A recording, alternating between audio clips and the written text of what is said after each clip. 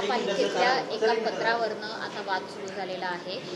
खरं तर शिक्षण विभागामध्ये नियुक्त करण्यात आलेल्या सल्लागाराच्या संदर्भातलं हे पत्र आपलं नसल्याचं महापौरांचं म्हणणं आहे, हे बनावट पत्र असल्याचं त्यांचं म्हणणं आहे। मात्र या संदर्भातलं आणखीन एक दुसरं पत्र समोर आलेलं आहे, ज्यामध्ये महापौरांना अवगत देखील करण्यात आलं आहे आणि महापौरांची शिफारस असल्याचा या दुसऱ्या पत्रात देखील उल्लेख आहे। हे शिक्षण विभागाचं पत्र आहे। झारीतले शुक्राचार्य हे काम करतात असं महापौरांचं म्हणणं आहे। बनावट पत्रांचा सुळसुळाट झालाय का महापालिकेमध्ये? मुळात जी नेमणूक झाली आहे टेक्निकल कमिटीमध्ये, जे कोण कोटेच्या नावाचे व्यक्ती आहेत, आज त्यांची जी काही त्या ज्या संस्थेवरती ते संचालक म्हणून होते, ते 33 शाखा त्यांच्या बंद झाल्या। साधारण 2,500 विद्यार्थी आणि त्यांचे पालकवर्ग या आर्थिक संकटात आले आणि त्याच्यानुसार ते विद्यार्थीसुद्धा त्यांच्या ज्ञानाला कुठेतरी मुकले। त्यानुसार आज त्या व्यक्तीला कोणाच्या संदर्भानुसार इथे टेक्निकल कमिटीमध्ये घेण्यात आलं आणि हे बनावट पत्र जर असेल तर ते कोणी दिलं त्याची सखोल चौकशी व्हावी ही आमची पण इच्छा आहे।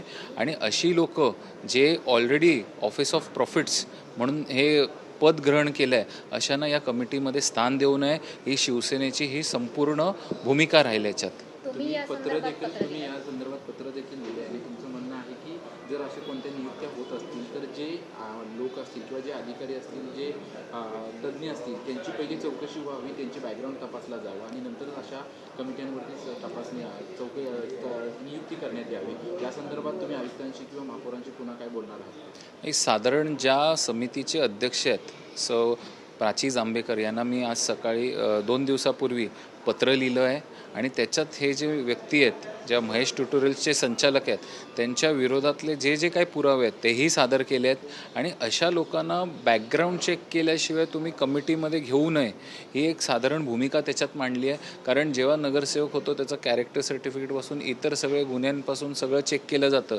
तर अशा मेन जिथे विद्यार्थ्यांशी निगडीत आहेत अशा लोकांना डिरेक्ट तुम्ही अपॉइंटमेंट नाही घ्यायचं आणि त्यासोबतच हे सगळ्या बॅकग्राऊंड चेक केल्याशिवाय त्यांना कुठेही पदग्रहण देऊ नये ही एक भूमिका आम्ही घेतली आहे। गोंधळ झाल्यानंतर कोटेच्या यांची नियुक्तीला स्थगिती देण्यात आलेली आहे आणि कमिटीबद्दल देखील पुनर्विचार करू असं देखील अध्यक्षांनी म्हटलेलं आहे। नाही, आज टेक्निकल जी समिती आहे शिक्षणाची ही अतिशय चांगली आहे। त्याच्यात योग्य लोक जर भरले तर ते काम व्यवस्थित होऊ शकतं आणि तशी एक साधारण पूर्ण सगळ्यांच्या मान्यतेने अशी टेक्निकल कमिटी स्थापन झाली पाहिजे। आणि अनेक चांगली लोक आहेत जे गव्हर्नमेंट सेक्टरमध्ये पण आहेत। आज काही कलेक्टर्स आहेत त्यांना घ्या तुम्ही, काही ऑडिटर्स आहेत त्यांना घ्या आणि जेणेकरून त्यांच्या आयडियाची भर हे शाळे शिक्षणात येईल असं एक साधारणपैकी गणित आहे। हे प्रायव्हेट सेक्टर्स किंवा इतर ऑफिस ऑफ प्रॉफिट्स ग्रहण करणाऱ्या लोकांना इथे स्थान देऊ नये आणि एक साधारण ही भूमिका आमची आहे। मात्र शिफारशींची ही पत्र बनावट असतील असा दावा जर खुद्द महापौर करत असतील तर याची चौकशी व्हावी अशी मागणी शिवसेना करेल का? कारण एकंदरीतच महायुतीची ही सत्ता आहे आणि महायुतीच्या सत्तेअंतर्गत बनावट पत्र आता महापालिकेत फिरायला लागले। आमच्या महापौरांना कोण फसवतं याची सखोल चौकशी झाली पाहिजे आणि साधारणपैकी हे पत्र कुठून येत आहेत याची, कारण महापौर कार्यालय हे सर्वात प्रथम मोठं कार्यालय आहे आणि तिकडे स्टाफ पण मोठ्या प्रमाणात असतो। तर साधारणपैकी एखादं महापौरांचं पत्र जर इथे तिकडे कुठे गेलं तर ते खूपच, जसं आता या प्रकरणात झालं, तर याची सखोल चौकशी झाली पाहिजे आणि आमच्या महापौरांना अडचणीत कोण आणतं आहे याची नावं सगळ्या मुंबईकरांना कळली पाहिजे।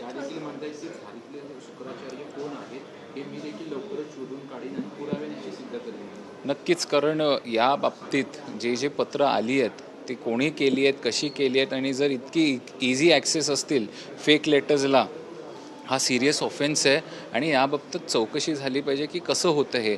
तर या बाबतीतनं सगळ्या माध्यमातनं असं झालं पाहिजे की कुठे ना कुठेतरी याच्यावरती स्ट्रिक्टली एक डिसिप्लिन आलं पाहिजे। नाहीतर असे जर वारंवार असे जर गोष्टी घडत बसल्या तर उद्या कुठल्या ना कुठल्या चुकीच्या गोष्टी घडत राहतील आणि महापौरांचं नाव असंच कुठे ना कुठेतरी याच्यात प्रॉब्लेमेटमध्ये येणार। निवड डिसोजा संदर्भात जी आहे ती सुनावणी पार पडली आणि त्यामध्ये कोर्टाने महापालिकेवर ताशेरे ओढले।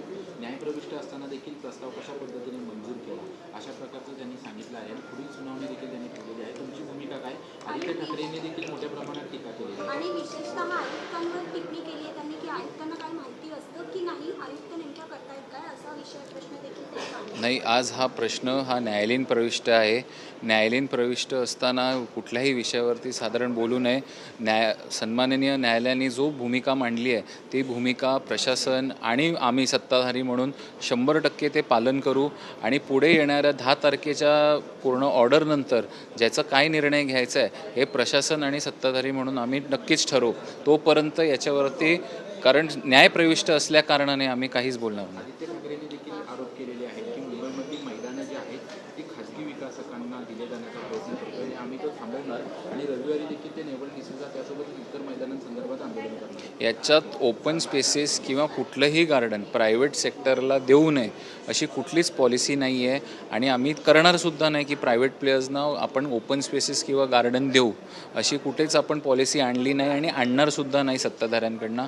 कारण जी ओपन स्पेसेस जो आमच्या अजेंडामधला जो एक मेन पॉईंट आहे की ओपन स्पेसेस देणं आणि इतर गोष्टी नेवल डिसूजाचं मागच्या कार्यकाळात कुठे ना कुठेतरी त्याचं रिझर्वेशन तसं होतं त्या माध्यमातून ते आता परत करण्यात आलं असं एक प्रशासनाचा एक पूर्ण प्रपोजल होता.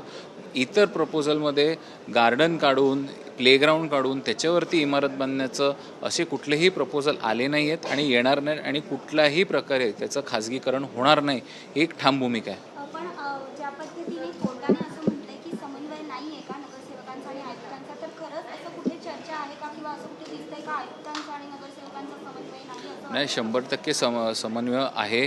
आयुक्त सगळ्यांना भेटतात, सगळ्यांशी चर्चा करतात आणि जे प्रशासनाचे जे काही कॉल्स आहेत हे त्यांच्या लेवलला घेऊन मग शेवटी ते नगरसेवकांच्या बॉडीसमोर येतात.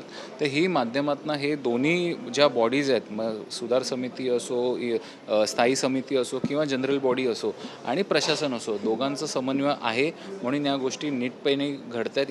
इतर पण आपण चांगले प्रपोजल इकडे पास केले आहेत. साधारणपैकी जर या गोष्टी जर नसत्या तर कुठे ना कुठे हे सगळ्यामध्ये विकास कामांमध्ये खोड आला असता. आजच चांगली पेडेस्ट्रियन पॉलिसी 320 किलोमीटरची पेडेस्ट्रियन पॉलिसी ही प्रशासना आणि सत्ताधाऱ्यांकडनं पास करण्यात आली आहे. तर साधारण हे जे काही कामं आहेत ती दोघांच्याच एकमताने होतात. संक्षेपात आजची जी पेडेस्ट्रियन पॉलिसी आपण पास केलेली आहे कोस्टल रोडच्या संदर्भातली काय नेमकी ही पॉलिसी त्याचा कसा फायदा होणार? आज एक साधारण 1.5 किलोमीटरचा जो एक रस्ता आहे जो कोस्टल रोड आणि एक रेस कोर्स या दोघांना जोडलं जाणार आणि एक पुढची सूचना पण आहे की जे कुठल्या ना कुठल्या जवळच्या मेट्रो स्टेशन्सला पण जोडलं जाणार आणि जेणेकरून जे इतके मोठे लोक प्रमाणात क्रॉस करू शकत नाही कारण तो मेन रोड असल्या कारणाने आज आपण TOD पॉलिसीच्या अंतर्गत आपण तो एक अंडरग्राऊंड पास आपण देतो आहे आणि जेणेकरून तिकडची फॅसिलिटी वाढेल आणि जेव्हा मोठे कार्यक्रम रेसकोर्सला होतात आज तर पार्किंग स्पेस आणि ह्याला दोघांना समन्वय साधेल आणि कुठे ना कुठे रस्त्यावरती जो पब्लिक आहे तो कमी होईल तिकडून.